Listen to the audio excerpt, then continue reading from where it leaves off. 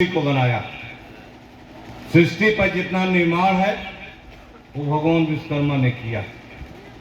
और भगवान विश्वकर्मा ही पहले ऐसे देवता थे जिन्होंने चाहे कोई युग हो, सतयुग हो, द्वापर हो, त्रेता हो, या किसी युग में जो भी जिसने मांगा, जिस देवी देवताओं को जो जरूरत पड़ी, भगवान विश्वकर्मा से प्रार्थना की।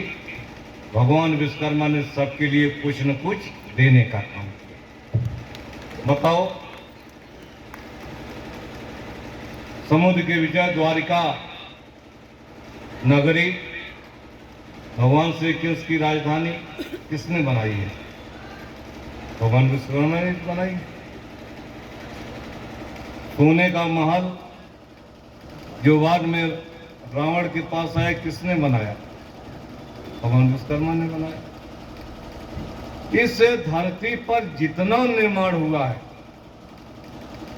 वो भगवान विश्वकर्मा ने किया। और विश्वकर्मा समाज के वंशज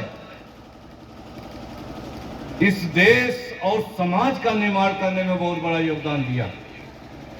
आज तरक्की का जितना भी रास्ता है वो विश्वकर्मा समाज के द्वारा जो है किया गया है। और आज भी जब विज्ञान इतना आगे बढ़ गया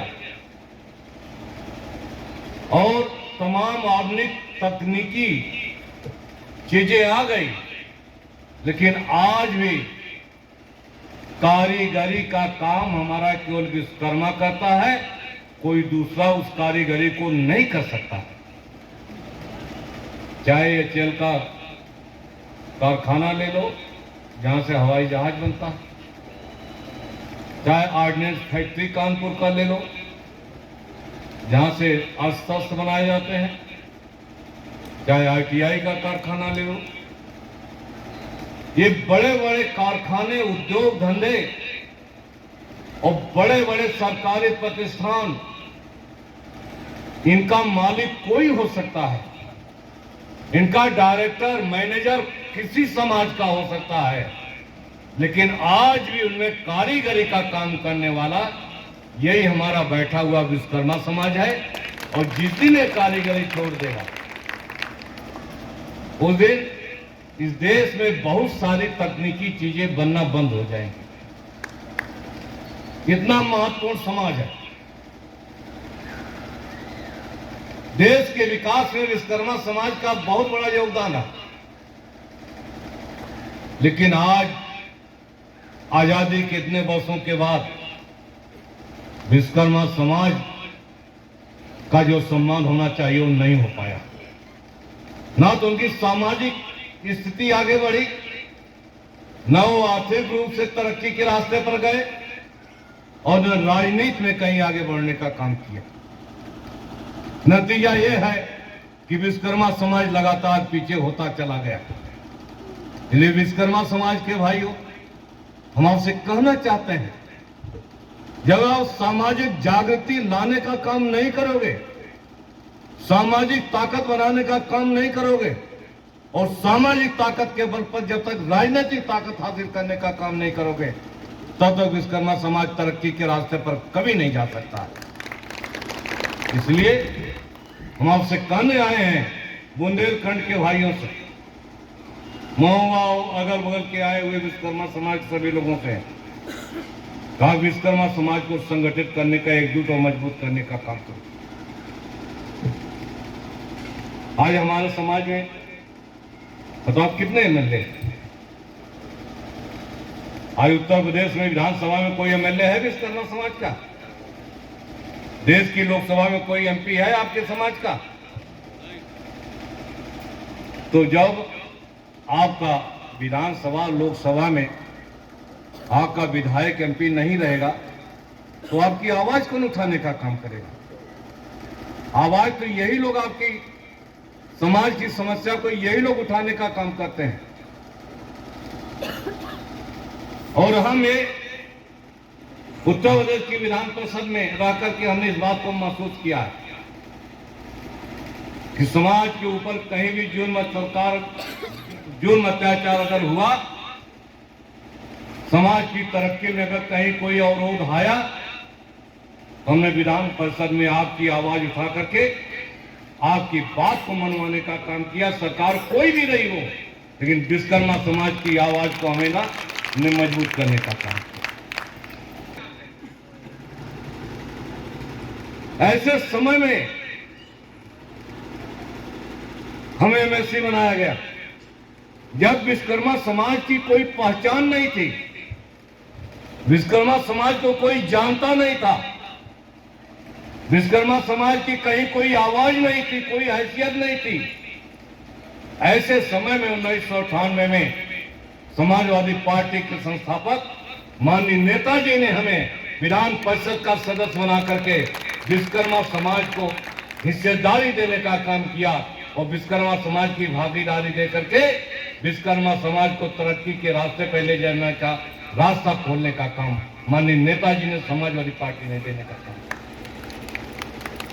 और एक बार नहीं, आपका फतेहपुर से लेकर के ये जुड़ा हुआ उरई, जालौन, झांसी, ललितपुर तक बुंदेलखंड में अगर कहीं विश्वकर्मा समाज को ऊपर अत्याचार उत्पीड़न हुआ तो आपका ये सेवक, आपका बेटा वहां पहुंच करके समाज की मदद भी करने का काम किया और समाज की आवाज भी बनने का काम हमने किया। इसलिए हम कहना चाहते हैं, हमें कब एमएलसी बनाया गया था? 1900। विश्वकर्मा समाज को कुछ दिया ही नहीं। इतने दिनों से केंद्र में, प्रदेश में, सरकार में आए, लेकिन एक भी विश्वकर्मा समाज को विधायक ने 2024 का लोकसभा का चुनाव दिखाई देने लगा कि समाज का वोट जो है कहीं और जाता है, समाजवादी पार्टी को जाता है और ये वोट लेना चाहते हैं, तब अभी एक विश्वकर्मा को, बनारस के विश्वकर्मा को बीजेपी ने एमएलसी बनाने का काम किया। अब बनाया, वो भी समाजवादी पार्टी के हमारे दबाव में। तो ये भी याद रखना, समाजवादी पार्टी बिना लोभ लालच के हर समाज के लिए काम करती है और भारतीय जनता पार्टी वोट के लालच के लिए काम करती है। अगर 24 का चुनाव में आता हो सकता है कि अभी नहीं बना। हम सड़कों पर विपक्ष में रहकर संघर्ष कर रहे थे। हमने समाज के भाइयों से, समाजवादी पार्टी की सरकार में माननीय नेताजी उत्तर प्रदेश के मुख्यमंत्री बने, उस सरकार में हमें उस शिक्षा मंत्री बनाया गया। तो शिक्षा मंत्री बनने के बाद हम पूजा का दिवस, जो विश्वकर्मा समाज का सबसे गौरवशाली दिवस होता है, विश्वकर्मा पूजा का सार्वजनिक अवकाश घोषित करा करके हमने विश्वकर्मा समाज का सम्मान पूरे देश में बढ़ाने का काम किया था। बनी आपके विश्वकर्मा पूजा की छुट्टी को निरस्त करने का, कैंसिल करने का काम करता है। तो आपको ये भी याद रखना चाहिए, एक तरफ समाजवादी पार्टी की सरकार में आपके भगवान की पूजा की छुट्टी घोषित करके आपकी पहचान बनाई जाती है, आपका सम्मान बढ़ाया जाता है। भारतीय जनता पार्टी की सरकार विश्वकर्मा पूजा की छुट्टी को कैंसिल करके आपकी पहचान को मिटाने का काम करती है। और यही बात अगर हम कह देते हैं हम समाजवादी पार्टी के हो गए, हकीकत है तो कहनी पड़ेगी। गांव में जो रहने वाले हमारे बुंदेलखंड के गरीब लोग हैं, जिनका जमीन नहीं, मकान नहीं, दुकान नहीं, जिनका रोजगार करने का, लोहे लकड़ी का कारोबार करने का कोई साधन नहीं, ऐसे गरीब लोगों को जिनके पास जमीन नहीं थी, हमारी सरकार ने उनको ग्राम सभा की जमीन, कुटीर उद्योग लगाने के लिए ग्राम सभा की जमीन देने का शासन, पट्टा देने का शासनादेश जारी किया था। और उस समय उस आदेश से उत्तर प्रदेश के हजारों ऐसे भूमि विश्वकर्मा समाज के लोगों को पट्टा देने का काम किया गया था।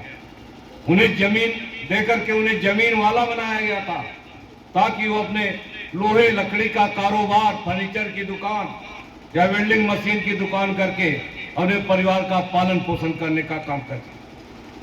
और उस समय हमने टूल किट बंटवाया था ब्लॉक वाइज। हमारी सरकार ने नेताजी ने बंटवाया था, अखिलेश जी ने बंटवाया था। सरकार में रहते हुए विश्वकर्मा समाज, नाई समाज, प्रजापति समाज, ऐसे छोटे समाज के लोग जो हाथ से काम करते हैं, किसी को जो लोहे लकड़ी कारोबार करने के लिए टूल किट, और किसी को बाल काटने के लिए टूल किट, किसी को मिट्टी का बर्तन बनाने के टूल किट, इस समाजवादी पार्टी की सरकार में सभी अति पिछड़ी जातियों को देने का काम किया गया था। और अब जब देश तरक्की कर रहा है, समाज के लोग जो है शिक्षा में जा रहे हैं, सभी समाज के लड़के पढ़ लिख कर आईएएस हो रहे हैं, कलेक्टर हो रहे हैं, कप्तान हो रहे हैं। हमारे समाज के लोग भी आईएएस बनना चाहते हैं। विश्वकर्मा समाज का भी लड़का जज बनना चाहता है, विश्वकर्मा समाज का लड़का इंजीनियर, डॉक्टर बनना चाहता है। तो अब ये सरकार डॉक्टर इंजीनियर न बना करके अब वो विश्वकर्मा स्कीम के तहत उनको टूल किट्स देने का काम अब कर रही है। जो काम 25 साल पहले समाजवादी पार्टी ने करके छोड़ दिया, भारतीय जनता पार्टी की सरकार अब कर रही है कि हम जो है विश्वकर्मा स्कीम लागू किए हैं, उसमें हम ट्रेनिंग देंगे और टूल किट्स देंगे और ट्रेनिंग के लिए पैसा भी देने का काम करेंगे, रोजगार के लिए 1 लाख रुपए लोन भी देने का काम करेंगे। तो बता दो, नेता लोग बैठे हैं, आप ही बता दो 1 लाख रुपए में कौन सा रोजगार लग जाएगा। श्री अखिलेश यादव जी ने 2022 में समाजवादी पार्टी की सरकार के घोषणा पत्र में डाला था, उत्तर प्रदेश में समाजवादी पार्टी की सरकार बनने के बाद हम विश्वकर्मा विकास बोर्ड का गठन करेंगे और प्रत्येक विश्वकर्मा को हम जो है उद्योग लगाने के लिए, आधुनिक मशीनें खरीदने के लिए 10, 15, 20 लाख रुपए लोन देने के लिए हम जो है 200 करोड़ रुपए का प्रावधान भी करने का काम करेंगे। यह है समाजवादी दृष्टिकोण।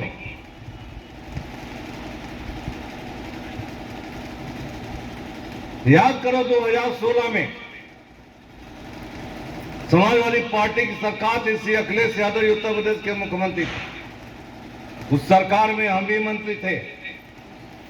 इंटरमीडिएट पास उत्तर प्रदेश के सभी लड़के लड़कियों को इंटरमीडिएट पास करने के बाद उन्होंने मुफ्त लैपटॉप देने का काम किया था। 16 लाख बच्चों को लैपटॉप देने का काम किया था, ताकि उस लैपटॉप से वो डिजिटल इंडिया से जुड़ सके, ताकि वो नेट के जरिए देश दुनिया की जानकारी हासिल कर सके, ताकि उसके माध्यम से वो जो है कंप्यूटर और आधुनिक पढ़ाई करने का काम कर सके। ये उद्देश्य था, देने का काम किया था।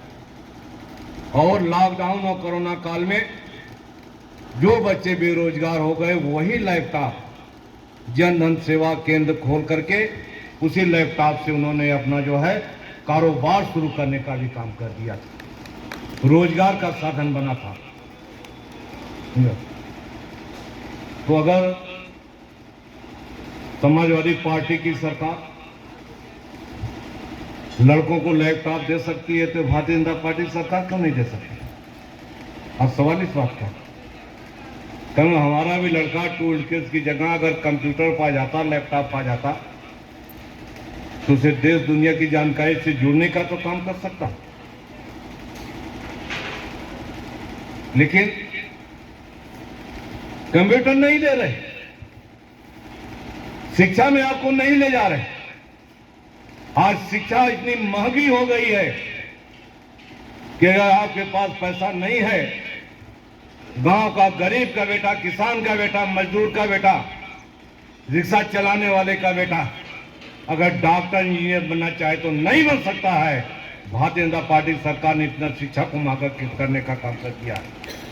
अब सवाल यह है, हम भी सरकार में शिक्षा मंत्री थे और शिक्षा मंत्री रहते हुए माननीय नेताजी ने उत्तर प्रदेश की विश्वविद्यालय की फीस को इतना सस्ता कर दिया था कि गांव का बेटा, गरीब का बेटा, किसान का बेटा अगर पैसा कम भी है, नहीं भी है, तो विश्वविद्यालय में दाखिला लेकर के बीए में करने का काम कर दिया। जो आप पढ़े लिखे लोग या अध्यापक या पत्रकार बैठे हैं, आप पता कर लो कि आज जो है विश्वविद्यालय की फीस कितनी बढ़ गई है, आज डॉक्टरी की फीस कितनी बढ़ गई है, इंजीनियरिंग की फीस कितनी बढ़ गई है। ये सरकार केवल पूंजीपतियों को शिक्षा देना चाहती है, गांव के गरीब दलित पिछड़े बच्चों को शिक्षा से बाहर रखना चाहती है।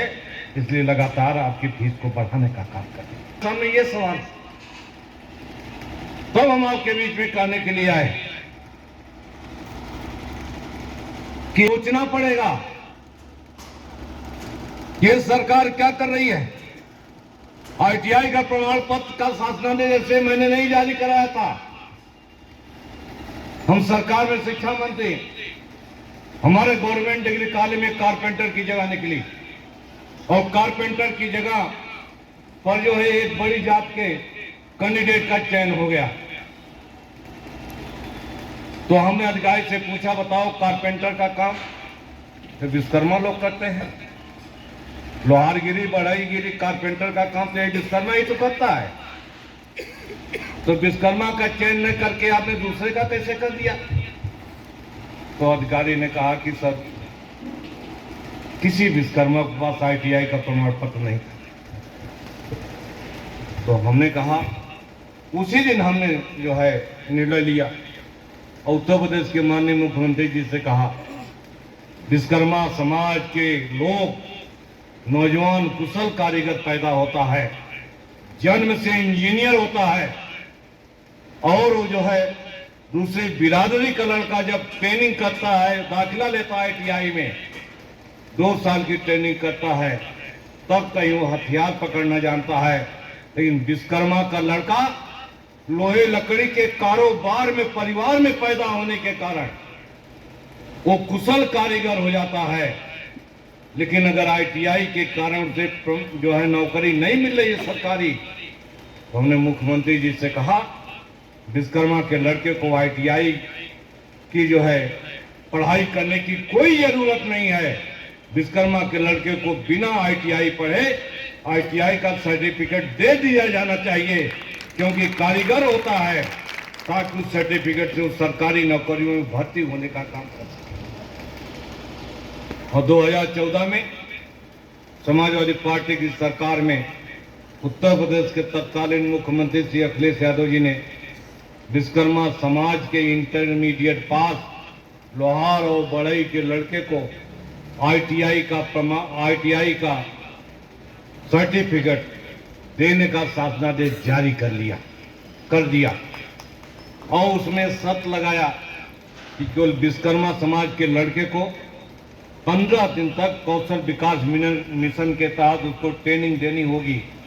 उसका ऑब्जर्वेशन किया जाएगा कि वास्तव में वो कारीगरी का काम जानता है कि नहीं जानता है।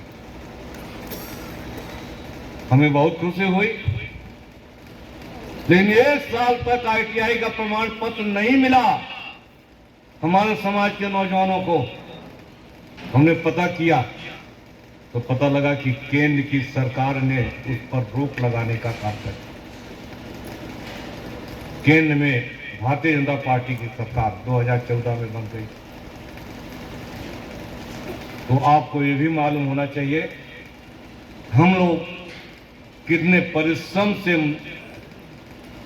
आपके लिए, आपके लड़कों के लिए, नौकरी रोजगार के लिए हम जो है कानून बनाने का काम करते हैं सरकार में रह करके, और दिल्ली में बैठे हुए लोग उस कानून को रद्द करके आपके लड़कों को नौकरी में जाने से रोकने का काम करते हैं।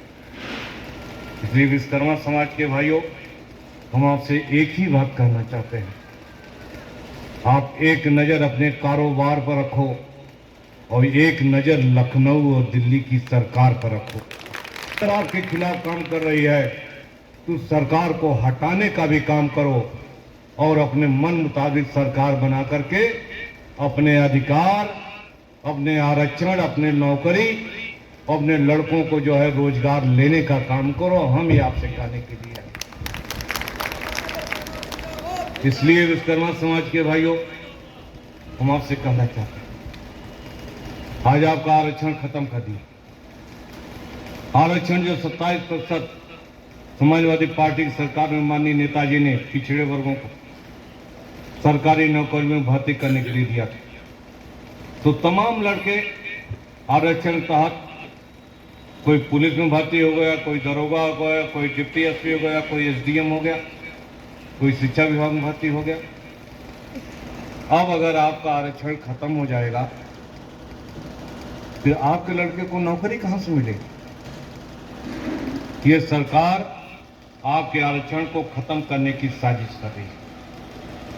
आपको इससे भी आपको सावधान रहने की जरूरत है। इसलिए कहना चाहते हैं, पंचायतों में लागू कर दिया आरक्षण। पंचायतों में जब पिछड़े वर्गों का आरक्षण लागू हो गया तो तमाम ऐसी पिछड़ी या पिछड़ी जात के लोग, विश्वकर्मा है, प्रजापति है, नाई है, सोनी है, चौरसिया है, साहू है, तेली है, भुर्जी है, ऐसे बिरादरी के लोग जो इनका वोट नहीं था टाउन एरिया में, वो भी टाउन एरिया नगर पालिका का चुनाव लड़ करके कोई चेयरमैन बन गया, कोई नगर पालिका का चेयरमैन बन गया। हमारे गोरखपुर में तो विश्वकर्मा एक जो मेयर भी बन गया था। यह आरक्षण की देन थी। बगल में आप यहां तो मुझे नहीं मालूम, बगल में बाधा में बताओ, मोहन साहू चेयरमैन रहा है, किसकी देन है? कहीं प्रजापति चेयरमैन है गुरसहायगंज में, प्रजापति नगर पालिका का चेयरमैन, किसकी देन है? हमारा विश्वकर्मा बदिया में टाउन एरिया का चेयरमैन किसकी देन है? आजमगढ़ में बिलरियागंज में चेयरमैन किसकी देन है? ये समाजवादी पार्टी नेताजी मुलायम सिंह यादव जी के आरक्षण की देन थी। और अगर ये आरक्षण खत्म हो जाएगा तो याद रखना, आपके लोग न चेयरमैन हो सकते, न ब्लॉक प्रमुख हो सकते, और न तो आपके लड़के बड़ी नौकरियों में जाने का काम कर सकते हैं। ये भारतीय जनता पार्टी की सरकार पूंजीपतियों के लिए काम कर रही है। कर्जा किसका माफ होता है? पूंजीपतियों का, किसानों का कर्जा नहीं माफ होता। बताओ माफ हुआ है? ये महोबा से लेकर के, यही महोबा जिला है, पार्टी लोग जानते होंगे, जहां पर किसान ने आत्महत्या की है। बताओ की है कि नहीं की है? अगर सरकार की नींद किसानों के हित में होती तो किसान आत्महत्या कैसे करता है? तो इसलिए हम आपसे कहने के लिए आए कि विश्वकर्मा समाज के भाइयों, तैयार आखिर में जातिगत जनगणना कराने में क्या दिक्कत है? जातिगत जनगणना अगर ये सरकार करा दे तो मालूम हो जाएगा हमारे विश्वकर्मा कितने प्रतिशत हैं। वार्षिक आबादी तो मालूम हो जाएगी, पिछड़ी जातियों की संख्या तो मालूम हो जाएगी।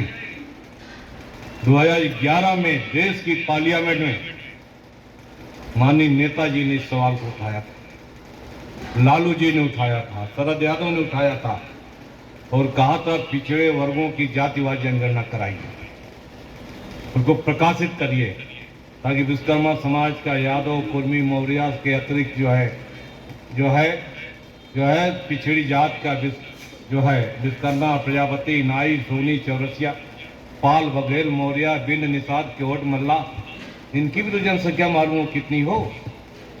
और जनसंख्या हम लोग सरकार में रहे हैं, जब जनसंख्या मालूम हो जाती है तो सरकार जनसंख्या के अनुसार उस समाज की तरक्की के लिए योजनाएं बनाने का काम करती है। अगर जनसंख्या नहीं मालूम होगी, बताओ योजना कैसे बनेगी आपके लिए?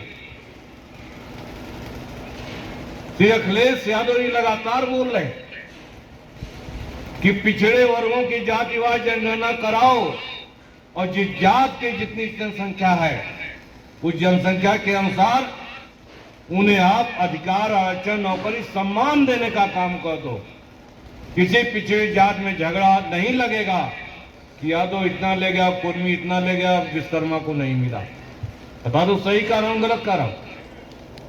तो सरकार क्यों नहीं करा रही है? सरकार इसलिए नहीं करा रही है कि आपको उतना अधिकार, सम्मान देना पड़ेगा।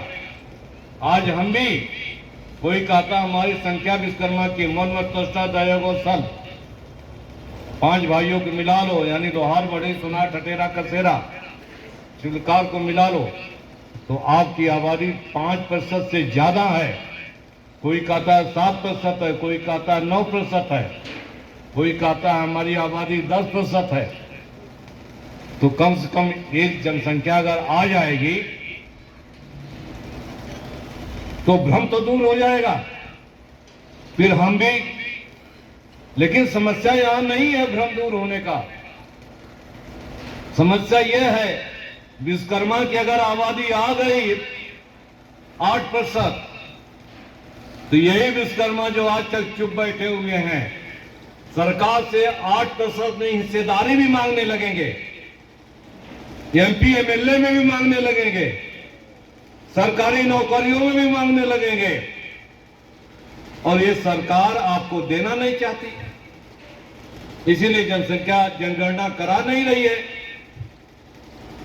तो इसलिए हम आपसे कहना चाहते हैं और हमारी मांग है कि जनसंख्या जनगणना कराने और जिस समाज की जितनी भागीदारी है उसको उतना हक और अधिकार देने का काम। मालूम है कितना जुल्म अत्याचार आपके समाज के ऊपर हो रहा है।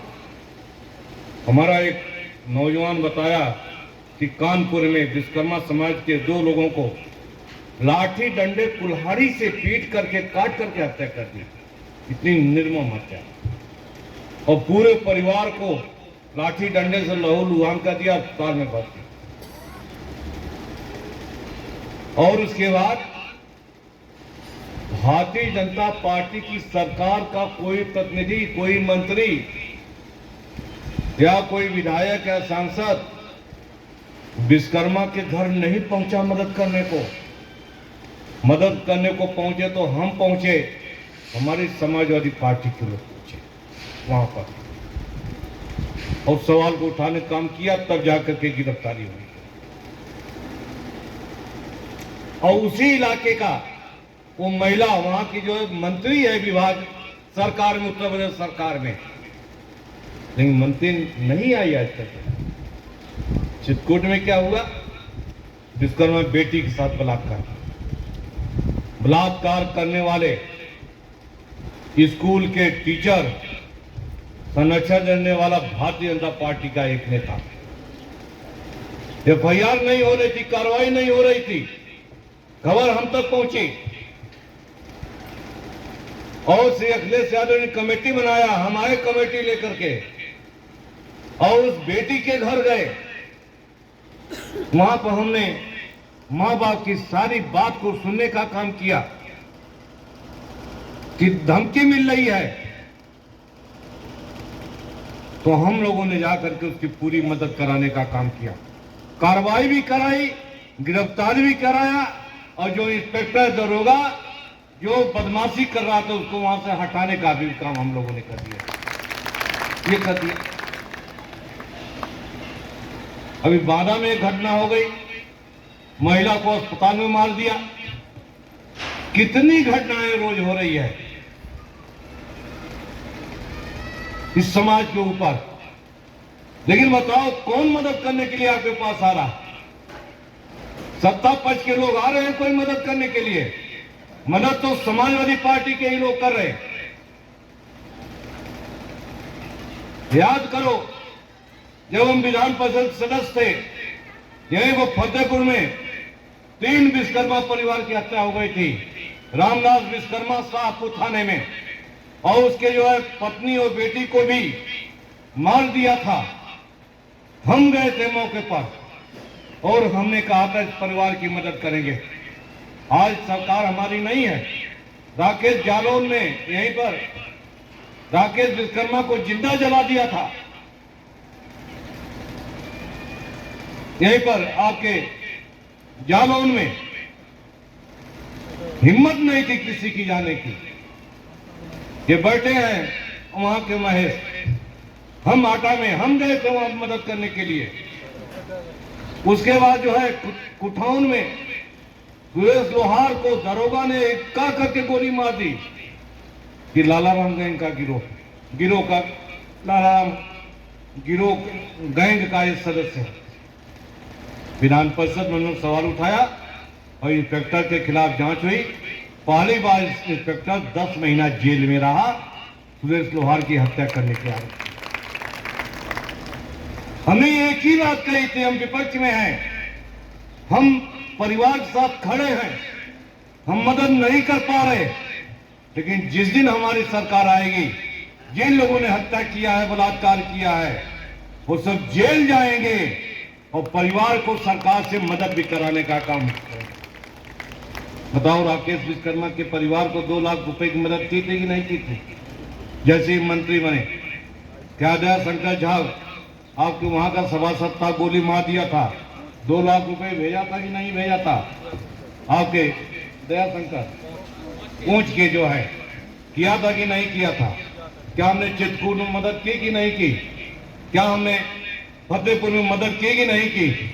विश्वकर्मा समाज के ऊपर कहीं जो अत्याचार हुआ, चाहे महोबा हो, हमीरपुर हो, चाहे आपका जालौन हो या ललितपुर हो या चित्रकूट हो या बांदा हो, बुंदेलखंड में कहीं भी जो अत्याचार हुआ, तो सबसे पहले पहुंचने वाला आपका बेटा ये सेवक रहा है। और इस समाज की सबसे ज्यादा हमने मदद भी करने का काम किया, इस समाज के आंसू पूछने का काम किया। कौन नहीं कहता कि बुंदेलखंड में राम आश्रय विश्वकर्मा ने काम नहीं किया? आकर खड़ा होकर मैं बता दे, हमने न जाने किन्नों को नौकरियां दे दी। महोबा का लड़का आपके जो है, इसी महोबा का झांसी में नौकरी कर रहा है। 1 महीना हम शिक्षा मंत्री के हमारे दरवाजे पर खड़ा रहता था, 1 महीना लगातार जब हम निकलते थे घर से सामने खड़ा मिलता था। झा है, नाम क्या है मुझे नाम भूल गया, वहां पर क्षेत्रीय शिक्षा अधिकारी दफ्तर में है, तो खड़ा रहता था राजेंद्र झा। तो हमने पूछा कि हाँ क्यों खड़े हो? कहा बस ऐसे ही खड़े। तो बात क्या? लोगों ने बताया बहुत गरीब है साहब। हमने अधिकारी को बुलाया, उसका कागज दिया, हमने कहा इसे शिक्षा विभाग में नौकरी दे दो। झांसी में शिक्षा विभाग का जो उस शिक्षा का कार्यालय होता है, उसमें बाबुल बनाने का काम उसने इसी को ये हमने 50 नौकरी दी है। कानपुर जिले में 5-6 नौकरी दी है हमने, यहाँ पर जालौन में दिया है, हमने झांसी में नौकरी दी है। कौन कहता है? बुंदेलखंड के लोग, समाज के लोग अगर विश्वकर्मा कहलाने लायक और चलने के लायक हुए हैं तो आपके छोटे से सेवक और छोटे से बेटा की देन है। कोई भले बड़ी बात नहीं कहना चाहता हूं, होना लोग विश्वकर्मा को जानते नहीं थे। आज अगर आपको सम्मान के साथ बताते हैं, ये जो हमारे 30 वर्षों की सामाजिक संघर्ष का नतीजा है कि आज विश्वकर्मा की पहचान बनी।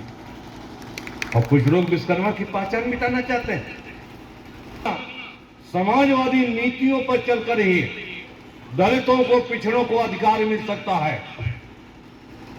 समाजवादी नीति पर चलते हुए एक नाई बिरादरी में पैदा हुए कर्पूरी ठाकुर बिहार के मुख्यमंत्री बने थे, समाजवादी रास्ते पर चल करके, समाजवादी पार्टी। और समाजवादी रास्ते पर ही चल करके आपके विश्वकर्मा का बेटा रामाश्रय विश्वकर्मा उत्तर प्रदेश की गवर्नमेंट में उच्च शिक्षा मंत्री बनने का काम किया था। तो भारतीय जनता पार्टी की सरकार में कोई शिक्षा मंत्री विश्वकर्मा नहीं बना, कोई प्रजापति नहीं बना है। ये समाजवादी पार्टी नीति की देन है। विश्वकर्मा हो, प्रजापति हो, नाई हो, सोनी हो, चौरसिया हो, साहू हो, तेली हो, भुर्जी हो, बिंद हो, ये छोटी छोटी बिरादरी के लोग अगर तरक्की के रास्ते पर जा सकते हैं, सत्ता सरकार में जा सकते हैं, मंत्री बन सकते हैं, एमपी और एमएलए बन सकते हैं, राज्यसभा विधान परिषद में पहुंच सकते हैं, तो माननीय नेताजी ने पहुंचाया, अब वो श्री अखिलेश यादव जी पहुंचाने काम कर रहे हैं। इसके अलावा और किसी ने पहुंचाने का काम नहीं किया। बताते कि हम जो है भारतीय जनता पार्टी का नाम क्यों ले, बता दो। मंत्री तुमने बनाया नहीं, विधायक तुमने बनाया नहीं, कोई विकास का काम किया नहीं, नौकरी दी नहीं, रोजगार दिया नहीं, तो बता दो कैसे हम उनकी बात करें। समाजवादी पार्टी ने अगर दिया है तो समाजवादी पार्टी की बात कर रहे हैं, और ये लोगों को यही लोग बार बार गुमराह हो जाते हैं। ये बैठे नौजवान हैं, इन लोगों से भी कहूँगा कि अपना दिमाग खोलो और इस सारी बातों को बताने का काम करो। हम चाहते थे कि वो लोग भी आते और सुनते हमारी बात को। तीन जनगणना से ही तरक्की का रास्ता निकल सकता है। जब बिहार की सरकार पिछड़ी जातियों की जातिवार जनगणना करा सकती है और उसकी जनसंख्या को प्रकाशित कर सकती है, ये समाजवादी पार्टी की सरकार योगी की भारतीय जनता पार्टी की सरकार पिछड़ी जातियों की जातिवार जनगणना क्यों नहीं करा सकती? और सवाल इस बात का। इसलिए हम सभी पिछड़े वर्ग के भाइयों से कहना चाहते हैं कि आपका अधिकार और आपका सम्मान और हित समाजवादी पार्टी में सुरक्षित है। भारतीय जनता पार्टी लगातार गुमराह कर रही है और हमें हिंदू बनाती है। जब जब चुनाव आता है बीजेपी वाले हिंदू बनाते हैं इन पिछड़ी जातियों को, कहते हैं हिंदू हो, वोट भारतीय जनता पार्टी को दो। और जब सत्ता सरकार में बैठ जाते हैं तो यही पिछड़ी जात के लोग जब नौकरी मांगने जाते हैं कहते हैं कि नहीं, तुम तो पिछड़ी जात के हो, तुम बैकवर्ड हो, तुम दलित हो, तुम्हें नौकरी कैसे मिल सकती है? ये दोहरा मापदंड क्यों? अगर आप नौकरी के समय में हिंदू नहीं है तो वोट देने के लिए हिंदू हैं, बताओ, बोलो। वोट देने के लिए कहते हैं हिंदू है, तो हमारा वोट ले जाते हैं। जब सरकार में आ जाते हैं, जब हमारे लोग जाते हैं कि नौकरी दे दीजिए, रोजगार दे दीजिए, हमारे लोगों को काम दे दीजिए, कहने नहीं, वो तो जो है आप दलित और पिछड़े हो, आपको नहीं मिल सकते। ये भारतीय जनता पार्टी दलितों और पिछड़ों की विरोधी है। उदाहरण लाने का काम करना।